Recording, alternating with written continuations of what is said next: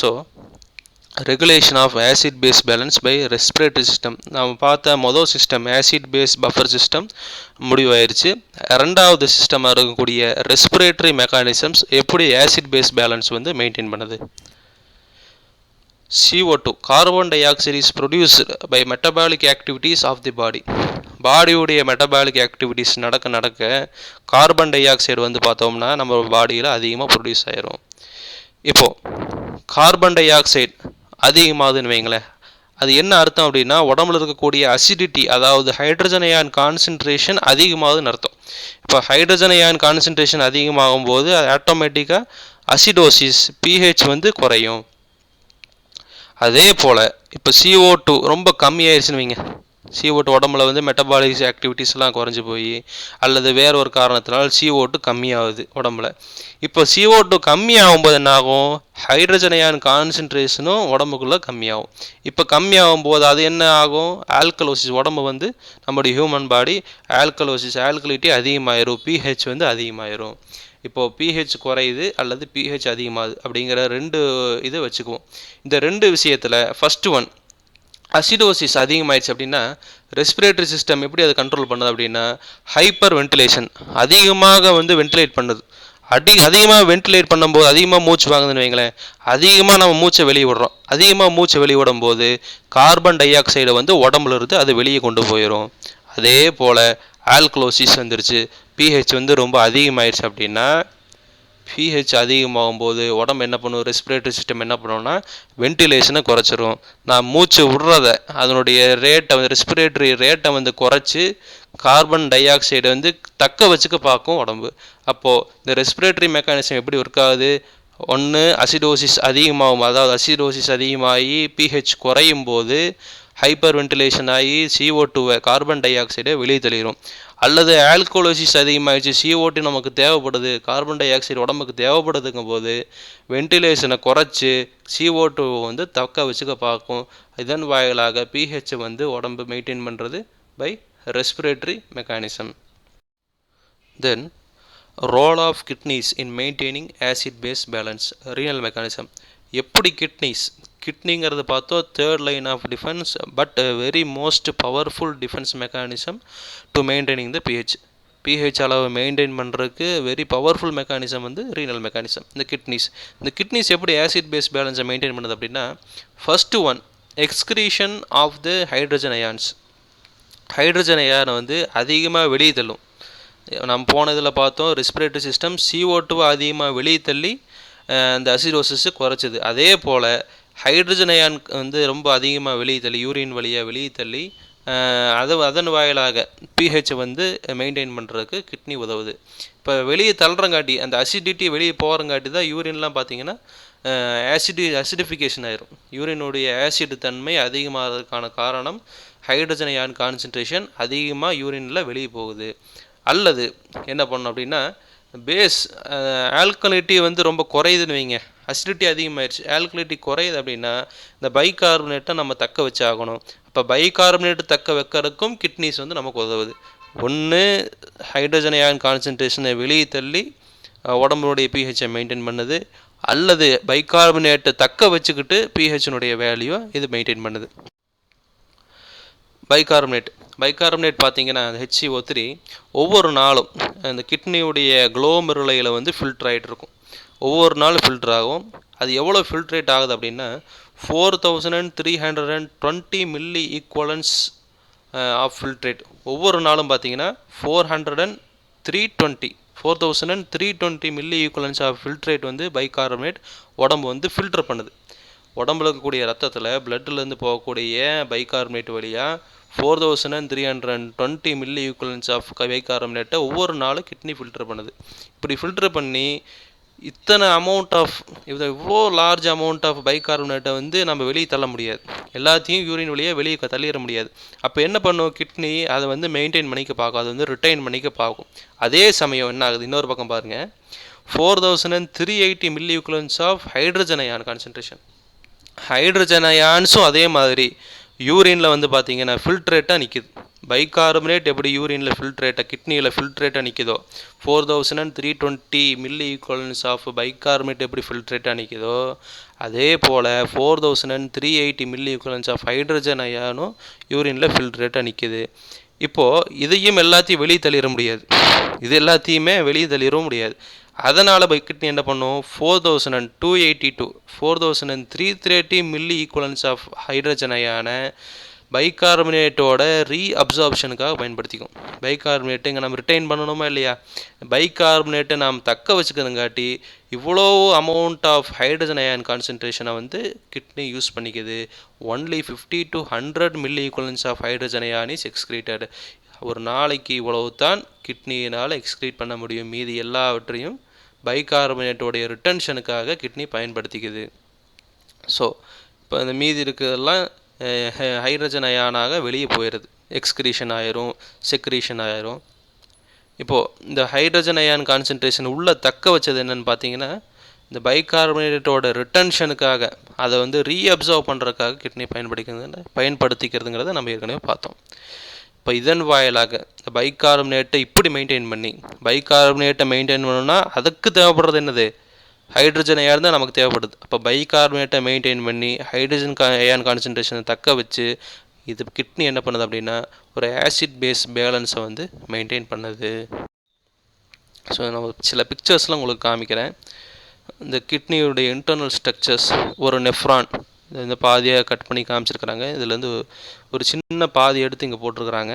இந்த சின்ன பகுதியில் பார்த்தீங்கன்னா உள்ளே இருக்கக்கூடிய அந்த நெஃப்ரானுடைய ஸ்ட்ரக்சர்ஸ் எல்லாமே கொடுத்துருப்பாங்க. ரீனல் டியூபுல்ஸ் எப்படி, ரீனல் கார்டெக்ஸ்னா என்ன, ரீனல் கார்பசல்ஸ்னா என்ன, ரீனல் மெடுல்லானா என்ன, பேப்பலரி டக்ட்னா என்ன. இப்போ இங்கே எல்லாம் ஃபில்டர் ஆகி தான் யூரேட்டர் வழியாக உங்களுக்கு யூரினாக ஃபார்ம் ஆகி கீழே வரும். இது ஒரு மிகப்பெரிய ஒரு மெக்கானிசம்ஸ், மிக அற்புதமான ஒரு மெக்கானிசம் இதுக்குள்ளே இருக்குது. அதை தான் இங்கே எடுத்து உங்களுக்கு பெருசாக போட்டு காமிச்சிருக்கிறாங்க. இப்போ இந்த பிக்சரில் நம்ம பார்த்தோம்னா உங்களுக்கு ஒரு நெஃப்ரானுடைய இன்டர்னல் ஸ்ட்ரக்சர்ஸ் எல்லாத்தையுமே வெறும் டீட்டெயில்டாக கொடுத்துருப்பாங்க.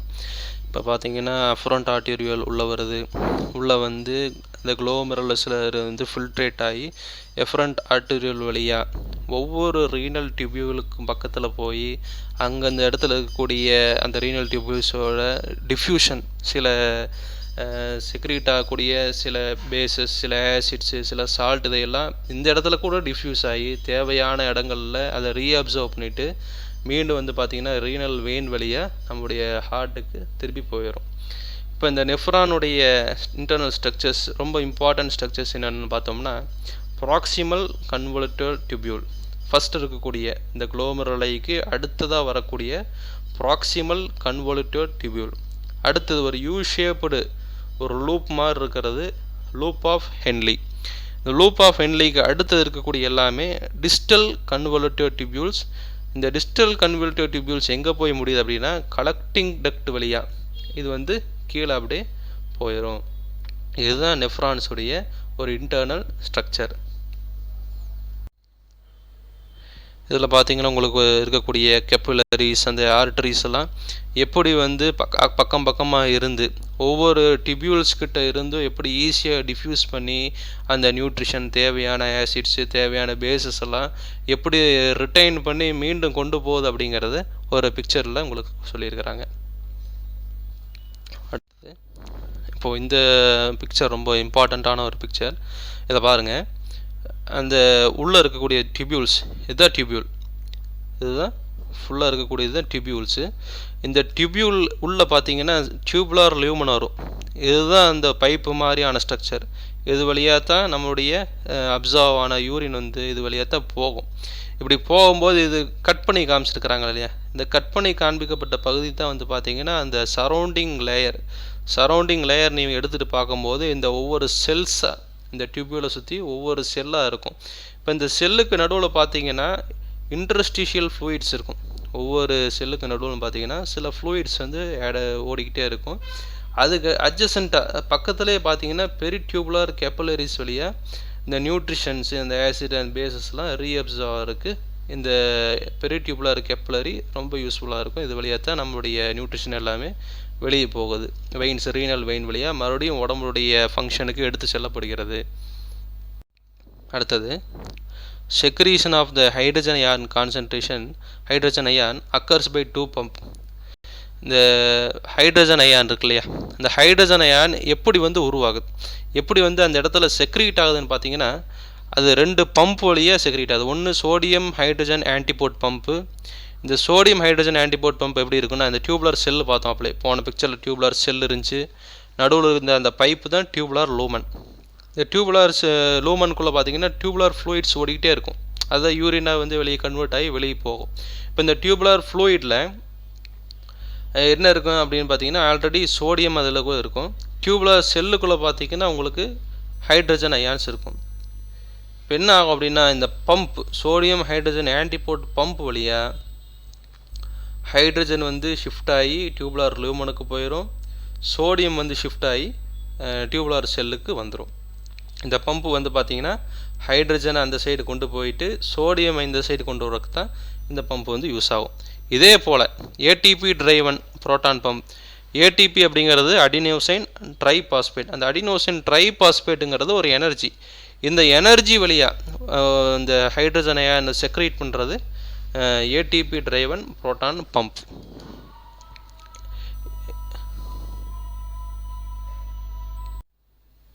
இந்த ஏடிபி டிரைவன் புரோட்டான் பம்ப் வந்து டிஸ்டல் கன்வர்டிவ் டியூபியூல்லையும் கலெக்டிங் டக்ட்ஸ்லையும் இந்த பம்ப் மூலிமா ஹைட்ரஜன் அயான் செக்ரீஷன் நடக்கும்.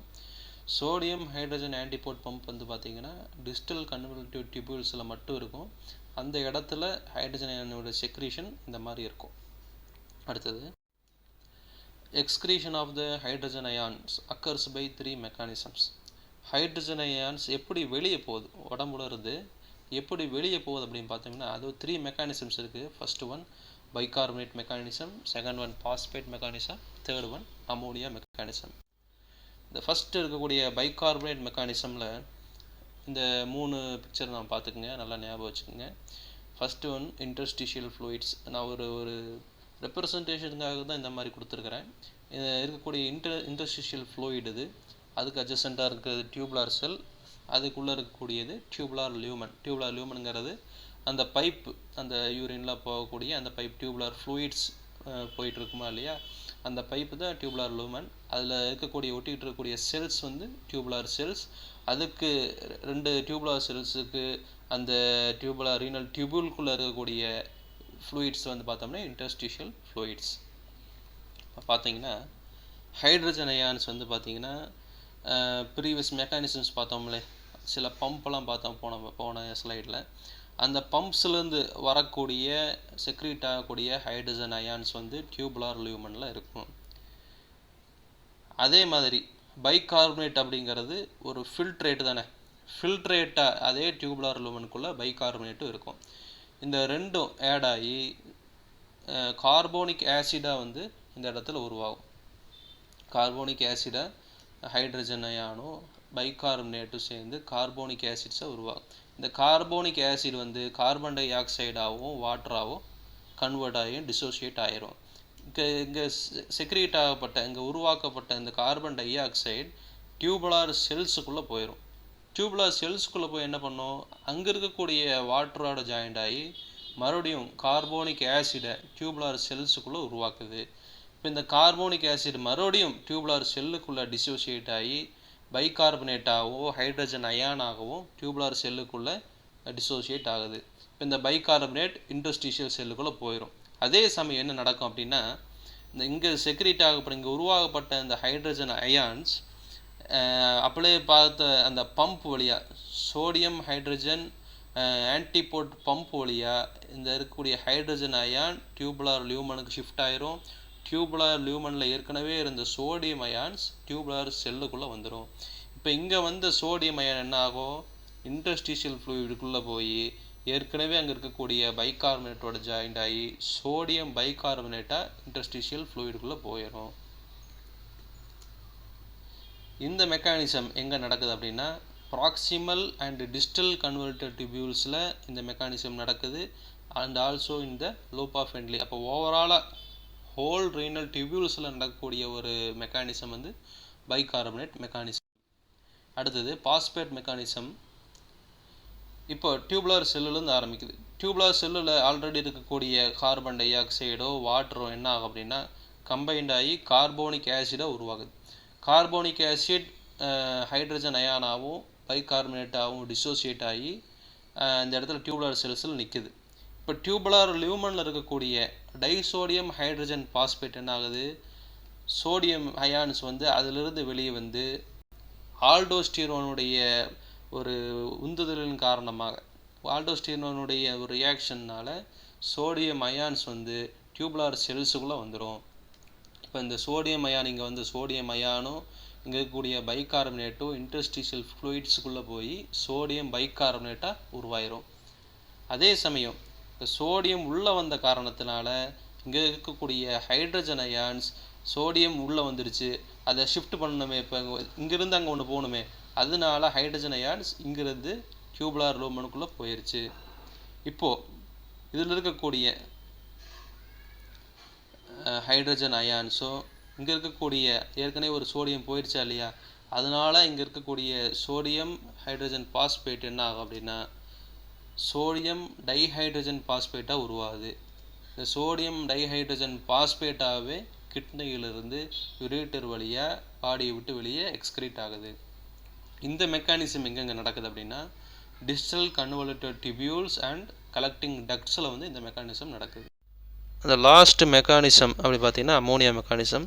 இதுவும் சேம், எல்லாமே சேம் தான். Carbon di oxide water combine ஆகி டியூபுலர் செல்ஸ்க்குள்ளே கார்போனிக் ஆசிட் உருவாகுது. கார்போனிக் ஆசிட் ஹைட்ரஜன் அயானாகவும் பைகார்பனேட்டாகவும் டிசோசியேட் ஆகுது.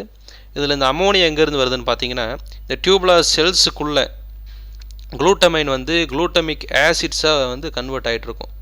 குளூட்டமைன் வந்து குளூட்டமிக் ஆசிடாக கன்வெர்ட் ஆகிருக்கும். அந்த ரியாக்ஷன் போது உருவாகக்கூடியது தான் இந்த அமோனியா. இந்த அமோனியா என்ன ஆகும், டியூபுலர் லியூமனுக்கு போயிடும். அதே சமயம் டியூபுலர் லியூமனில் ஏற்கனவே இருக்கக்கூடிய சோடியம் இன்டர்ஸ்டிஷியல் ஃப்ளூயிடுக்கு வந்து அங்கே பைகார்பனேட்டோட ஆட் ஆகி சோடியம் பைகார்பனேட்டை இந்த இடத்துல உருவாயிரும். இங்கேருந்து இங்கே போன அமோனியா என்ன பண்ணணும் அப்படின்னா இந்த ஹைட்ரஜன் அயான்ஸ் வந்து ஷிஃப்ட் ஆகி டியூபுலர் லியூமனுக்கு வரும்போது அது வந்து அமோனியம்மாக கன்வெர்ட் ஆகி அது வந்து எக்ஸ்கிரீட் ஆயிரும். அமோனியம் வந்து பார்த்திங்கன்னா எகைன் டியூபுலர் செல்ஸ்க்குள்ளே பெர்மிபிள் கிடையாது, உள்ளே வர முடியாது. ஸோ அமோனியம் என்னாகும், வெளியே யூரேட்டர் வழியாக வெளியே யூரினாக எக்ஸ்கிரீட் ஆயிரும். இதுதான் ammonia mechanism. Through the ammonia mechanism the hydrogen ion got excreted. இதில் இன்னொரு விஷயம் என்னென்னு பார்த்தீங்கன்னா ஃபார் ஒன் அமோனியம் எக்ஸ்கிரீஷன், ஒரு அமோனியம் வந்து எக்ஸ்கிரீட் ஆகணும் அப்படின்னா ஒரு பைகார்பனேட் வந்து இன்டர்ஸ்டிஷியல் ஃப்ளூயிடோட ஜாயிண்ட் ஆகணும். இதுதான் இங்கே இருக்கக்கூடிய ஒரே கண்டிஷன். அமோனியம் வெளியே எக்ஸ்கிரீட் ஆகும்போது ஒரு அமோனியம் எக்ஸ்கிரீட் ஆகுது அப்படின்னா ஒரு பைகார்பனேட் இன்டர்ஸ்டிஷியல் ஃப்ளூயிடுக்குள்ளே போகுதுன்னு அர்த்தம். இது எங்கெங்கே இருக்குது, இது வந்து ப்ராக்சிமல் கன்வல்டிவ் டிபியூல்ஸில் வந்து இந்த ஆக்ஷன் வந்து நடைபெறுது. இந்த மெக்கானிசம் வந்து ப்ராக்சிமல் கன்வல்டிவ் டிபியூல்ஸில் நடைபெறுது. ஆக மொத்தம் பார்த்தீங்கன்னா எல்லா டிபியூல்ஸ்லேயும் ஏதோ ஒரு மெக்கானிசம் வழியாக ஹைட்ரஜன் அயான்ஸை வந்து எக்ஸ்கிரீட் பண்ணுது, பைகார்பனேட்டை வந்து ரிட்டன்ஷன் பண்ணுது. இதன் வழியாக கிட்னி என்ன பண்ணுது அப்படின்னா இந்த ஹோல் பிஹெச்னுடைய மெயின்டெனன்ஸை ஒரு லாங் டேர்ம் ப்ராசஸாகவும் ஒரு பவர்ஃபுல் மெக்கானிசமாகவும் இந்த கிட்னி பிஹெச்சை மெயின்டைன் பண்ணுது. இதுதான் ஆசிட் பேஸ் பேலன்ஸ். இப்போ ஃபஸ்ட்லேருந்து பார்த்தீங்கன்னா அந்த பிஹெச் எப்படி உருவாச்சு, பிஹெச்னா எப்படி நம்ம கண்டுபிடிக்கிறது, ஹெண்டர்சன் ஹேசல்பர்க் ஈக்குவேஷன்ஸ்னால் எப்படி, ஆசிட் பேஸ் பேலன்ஸ் வந்து எப்படியெல்லாம் மெயின்டைன் பண்ணப்படுது, ஆசிட் பேஸ் பஃபர் சிஸ்டம் வழியாக மெயின்டைன் பண்ணப்படுது, அதில் இருக்கக்கூடிய பஃபர்ஸ் என்னென்ன, ரெஸ்பிரேட்டரி மெக்கானிசம் வழியாக ஆசிட் பேஸ் பேலன்ஸ் மெயின்டைன் பண்ணப்படுது, அதே போல் ரீனல் மெக்கானிசம் வழியாக ஆசிட் பேஸ் பேலன்ஸ் மெயின்டைன் பண்ணப்படுது. ஆக மொத்தம் இருக்கக்கூடிய எல்லா மெயின்டெனன்ஸ் மூலியமாகவும் பிஹெச்னுடைய லெவலை வந்து கட்டுப்படுத்தி அதை மெயின்டைன் பண்ணி ஒரு ஹைட்ரஜன் அயான் கான்சன்ட்ரேஷன் அதிகமாகாமையும் ஹைட்ரஜன் அயான் கான்சன்ட்ரேஷன் கம்மி ஆகாமையும் இந்த பாடி மெயின்டைன் பண்ணுறதுக்கு இவ்வளோ வேலை உடம்புக்குள்ளே நடக்குதுங்கிறத நாம் பார்த்துருக்குறோம். வரக்கூடிய காலங்களில் மேலும் ஆசிட் பேஸ் டிஸார்டர்ஸை பற்றி. தேங்க்யூ. இந்த வீடியோ பிடிச்சிருந்தால் லைக் பண்ணுங்கள், ஷேர் பண்ணுங்கள், சப்ஸ்கிரைப் பண்ணுங்கள்.